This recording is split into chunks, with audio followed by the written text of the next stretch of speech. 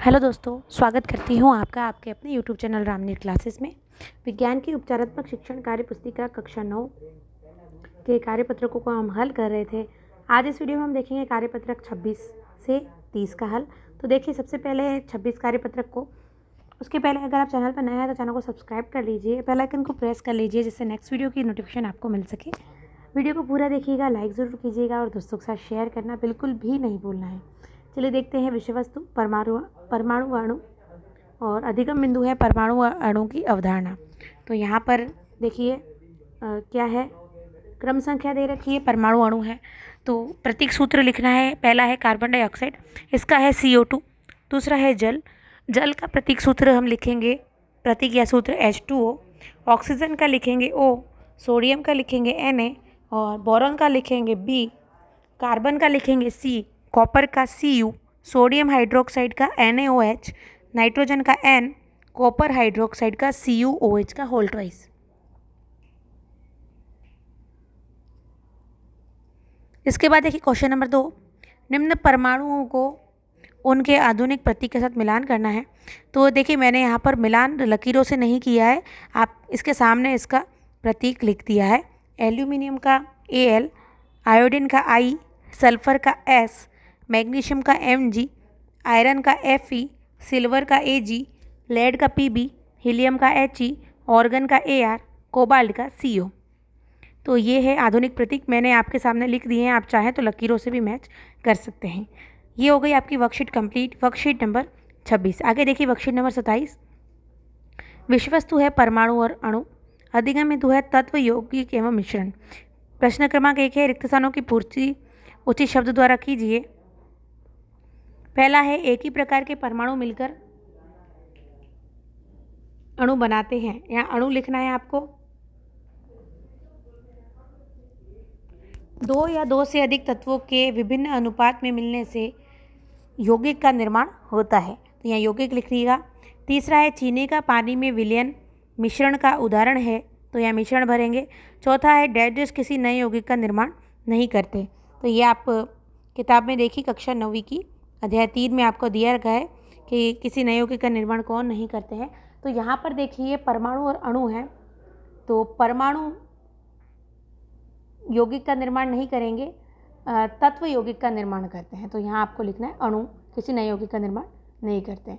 दूसरा है, विभिन्न पदार्थों को उनके सूत्रों से मिलान कीजिए। तो पदार्थ है पारा या मरकरी, इसका प्रतीक सूत्र लिखना है Hg, तो आपको ये Hg से मिलान कर देना है। फिर है सोना का गोल्ड का Au, अमोनिया का NH3, कैल्शियम क्लोराइड का CaCl2। इस तरह मिलान करना है क्वेश्चन नंबर 2 में। तीसरा है, निम्न पदार्थों को तत्व यौगिक को मिश्रण के आधार पर छांटकर सारणी में लिखिए। तो यहाँ देखिए तत्व हो जाएंगे FCl और S, यौगिक होंगे CaO, NaCl, NH3, मिश्रण हो जाएगा वायु, रेत, जल का, नमक का जलीय विलयन और आइसक्रीम। ठीक है, तो यहाँ शिक्षक प्रतिपुष्टि हस्ताक्षर हो गए, यानी कि आपका ये कार्यपत्रक 27 भी पूरा हो गया है। देखिए कार्यपत्रक 28 में विषय वस्तु है परमाणु अणु, अधिगम बिंदु है तत्व, यौगिक मिश्रण। सही विकल्प का क्रमाक्षर कोष्टक में लिखना है। पहला है, निम्नलिखित में से कौन सा पदार्थ न तत्व है और न ही यौगिक।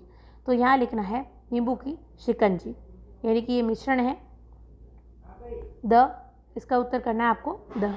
दूसरा है, निम्न में से तत्व का उदाहरण है, तो इसका उत्तर हो जाएगा ब, ऑक्सीजन। तीसरा है, हाइड्रोजन सल्फाइड यौगिक का सूत्र है, हाइड्रोजन सल्फाइड को कहेंगे H2S, यहाँ पर आपको स करना है। चौथा है, दैनिक जीवन में उपयोग में आने वाले किन्हीं 2 मिश्रणों के उदाहरण लिखिए।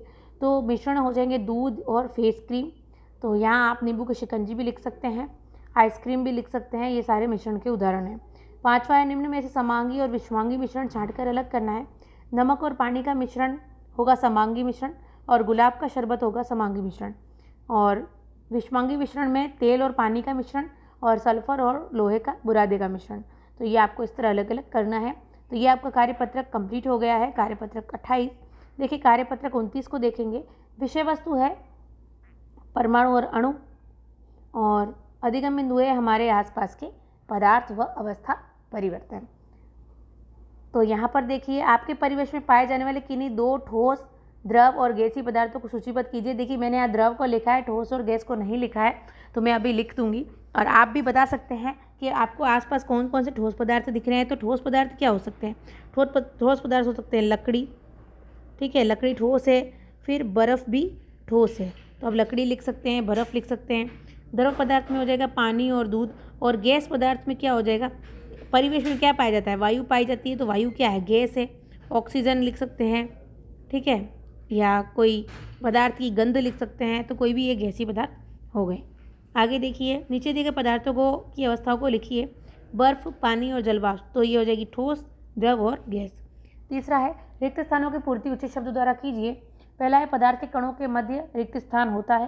दूसरा है द्रव के वाष्प में परिवर्तित होने की प्रक्रिया को वाष्पीकरण कहेंगे। गर्म खाने की गंध दूर तक वायु के द्वारा हम तक पहुंचती है। चौथा है जिस न्यूनतम ताप पर ठोस पिघलकर द्रव बन जाता है वह तापमान उस पदार्थ का गलनांक कहलाएगा। पांचवा है वह ताप जिस पर द्रव उबलने लगता है क्वथनांक कहलाता है। छठा है द्रव अवस्था में परिवर्तित हुए बिना ठोस अवस्था से सीधे गैसीय अवस्था में बदलने की प्रक्रिया को ऊर्ध्वपातन कहते हैं। चौथा प्रश्न देखिए, गर्मियों में हमें सूती कपड़े क्यों पहनने चाहिए? तो उत्तर देखेंगे, सूती कपड़ों में जल का अवशोषण अधिक होता है, इसलिए हमारा पसीना इसमें अवशोषित होकर वायुमंडल में आसानी से वाष्पीकृत हो जाता है। तो देखिए इस प्रश्न का उत्तर बहुत बड़ा था, लेकिन मैंने शॉर्ट करके यहाँ पर आपको लिखवाया है। तो ये आपका क्वेश्चन नंबर 4 भी हो गया। इसी के साथ आपका ये कार्यपत्रक 29 भी कंप्लीट हो जाता है। कार्यपत्रक 30 को देखेंगे, विषय वस्तु है परमाणु और अणु, अधिगम बिंदु है हमारे आसपास की पदार्थ व अवस्था परिवर्तन।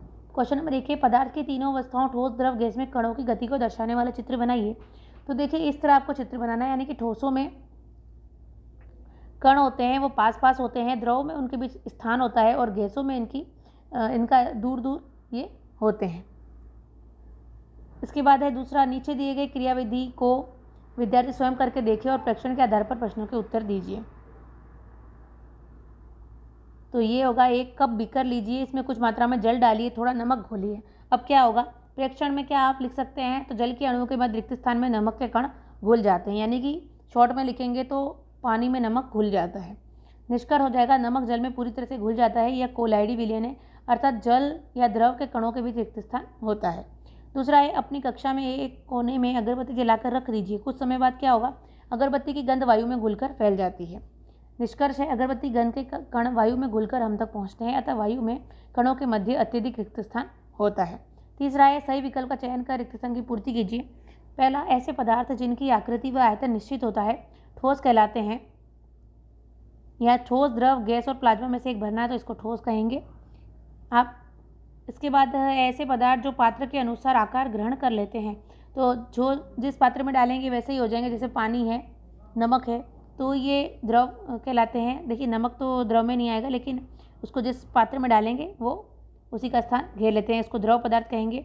और ऐसे पदार्थ जिनकी आकृति और आयतन निश्चित नहीं होते हैं वह गैस पदार्थ कहलाते हैं। तो इस तरह आपको ठोस, द्रव, गैस की परिभाषा भी याद रखनी है। तो ये आपकी कार्यपत्रक 30 भी पूरा हो गया।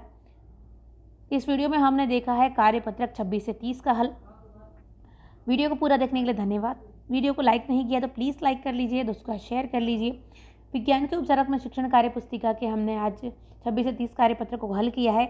इसी के साथ मैं आपको इंग्लिश के भी कार्यपत्रक उपलब्ध करा रही हूँ नेक्स्ट वीडियो में। बने रहिएगा चैनल पर और वेट कीजिए। धन्यवाद।